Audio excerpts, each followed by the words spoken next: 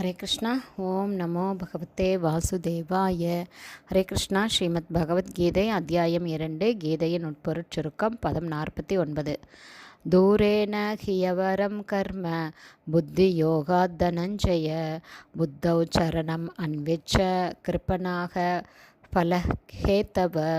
Translation. பக்தி தொண்டால் பலநோக்கு கர்மங்களிலிருந்தெல்லாம் விடுபட்டு பக்தி உணர்வுக்கு பூரண சரண் அடைய கடவாயாக.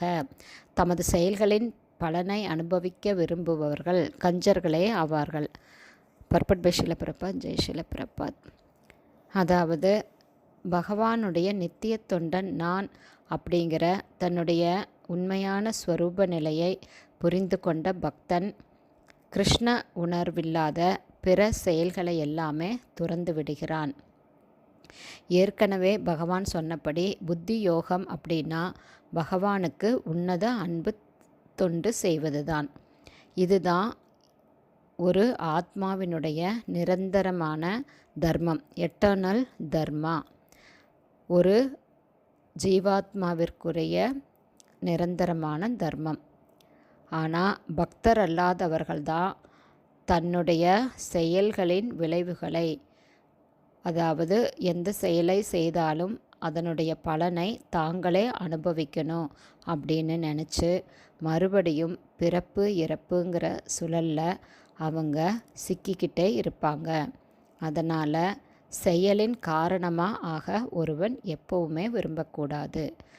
அதுக்காக எப்படி செயல்படணும் அப்படின்னா பகவான் ஸ்ரீ கிருஷ்ணருக்காகவே கிருஷ்ண உணர்வில் நம்முடைய செயல்களை எல்லாம் பகவானை மையப்படுத்தி எல்லா காரியங்களும் செய்யணும். ஒருவனது சக்திகளை எல்லாமே கிருஷ்ண உணர்வில் செயலாற்ற ஒருவன் செலவழிக்க வேண்டும். அப்படி பகவானை மையப்படுத்தி ஒவ்வொரு செயலும் செய்யும்போது ஒருவனுடைய வாழ்வு வெற்றிகரமானதாகும். இதை தான் பகவான் இந்த ஸ்லோகத்தில் சொல்கிறாரு. மேலும் துரதிர்ஷ்டசாலிகள் அவங்க இறை தொண்டில் தங்களுடைய நேரத்தை ஈடுபடுத்தாது தங்களுடைய பொன்னான நேரத்தை வீணாக்குகிறார்கள்.